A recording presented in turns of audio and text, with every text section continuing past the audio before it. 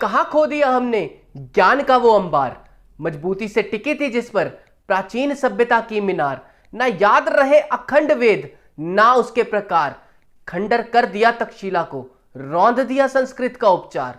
क्या नहीं था वेदों में, क्या नहीं था वेदों में, गोता लगाते तो जान पाते, ऐसा कोई प्रश्न नहीं था जिसका उत्तर ना ला पाते। गणेश जी का सर क्या जेनेटिक साइंस के स्रोत नहीं बुझलाता? आजकल का दूरसंचार क्या महाभारत के संजय की याद नहीं दिलाता? पूछो अपने आप से। किसने किया सबसे पहले शून्य का उपयोग?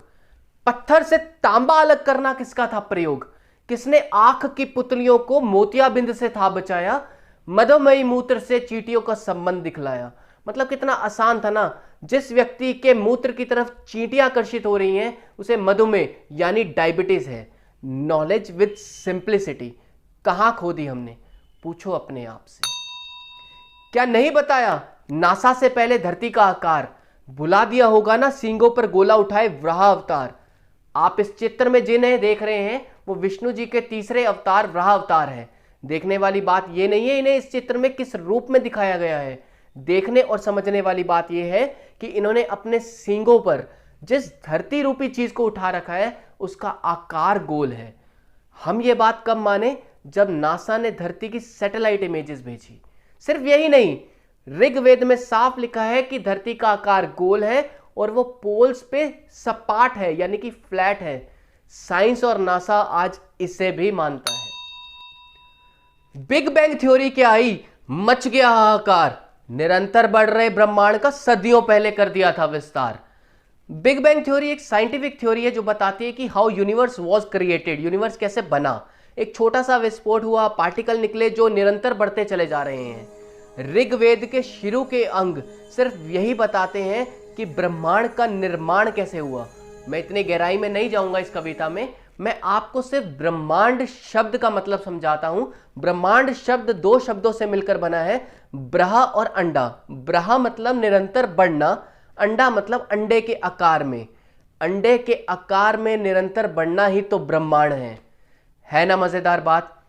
क्या नहीं बताया नासा से पहले धरती का आकार? भुला दिया होगा ना सींगों पर गोला उठाए वराह अवतार। बिग बैंग थ्योरी क्या आई, मच गया हाहाकार, निरंतर बढ़ रहे ब्रह्मांड का सदियों पहले कर दिया था विस्तार। पूछो अपने आप से। विमान उत्पादन के सिद्धांत कहां से पाए गए? प्लास्टिक सर्जरी जैसे विलास कहां से लाए गए? कहां से आए आयुर्वेद के उपचार? पूरी दुनिया में क्यों हो रहा है योग का प्रचार? पूछो अपने आप से। रोशनी की गति का अनुमान कहां से आया? विलुप्त द्वारका नगरी का ज्ञान कहां से आया? बिना दूरबीन के ग्रहों का विस्तार कहां से आया? लंका में हिमालय सा ठंडा पहाड़ कहां से आया? कहा जाता है हनुमान जी जब संजीवनी पर्वत लेकर जा रहे थे लंका तो उसके कुछ टुकड़े लंका में गिरे थे। अगर वहां के लोगों की बात मानी जाए तो लंका में कुछ पहाड़ ऐसे हैं जहां की मिट्टी सिर्फ हिमालय जैसे ठंडे इलाकों में पाई जाती है, ना कि लंका जैसे गर्म देश में। तो क्या वो कुछ पहाड़ संजीवनी पर्वत के वो टुकड़े तो नहीं? पूछो अपने आप से। क्यों हनुमान चालीसा के अंग तुम्हें सूर्य से धरती तक की दूरी नहीं दर्शा पाते? क्यों श्री कृष्ण के श्लोक भी तुम्हारा आत्मिक ज्ञान नहीं जगा पाते?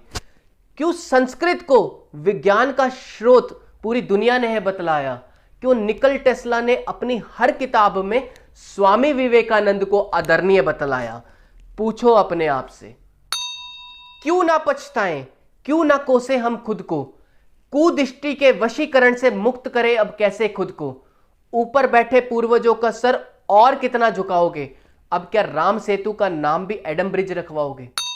कविता समाप्त करने से पहले आपको बता देना चाहता हूं, इस कविता की प्रत्येक पंक्ति अपने आप में संपूर्ण ज्ञान है।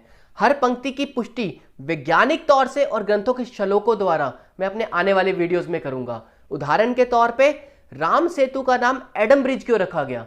रखा जाना चाहिए था? उत्तर बिल्कुल नहीं रखा जाना चाहिए था। तो फिर किसने इसका निर्माण किया? क्या इसकी लंबाई थी? क्या इसकी चौड़ाई थी? कितने दिनों में यह बनकर तैयार हुआ? क्या आज का श्रीलंका देश ही वही लंका है जिसका जिक्र वाल्मीकि रामायण में किया गया है? इन सभी प्रश्नों के उत्तर मैंने अपनी अगली वीडियो में डाल दिए हैं, जिसका लिंक मैंने ऊपर डिस्क्रिप्शन में दिया है। आप इस वीडियो को मेरे YouTube चैनल पूछो अपने आप पर जाकर भी देख सकते हैं। और हाँ, चैनल को सब्सक्राइब करना मत भूलिएगा। ये सब वीडियोस आप तक निरंतर पहुंचती रहें, इसके लिए आपको चैनल को सब्सक्राइब करना बहुत जरूरी है। तो आइए समझते हैं कविता की आखिरी पंक्तियां क्या चाहती हैं। क्या जरूरत आन नहीं पड़ी गदर की मशाल जलाने की? क्या जरूरत आन नहीं पड़ी गदर की मशाल जलाने की? नीरस मोतियों को त्याग अपनी मणि को ढूंढ लाने की?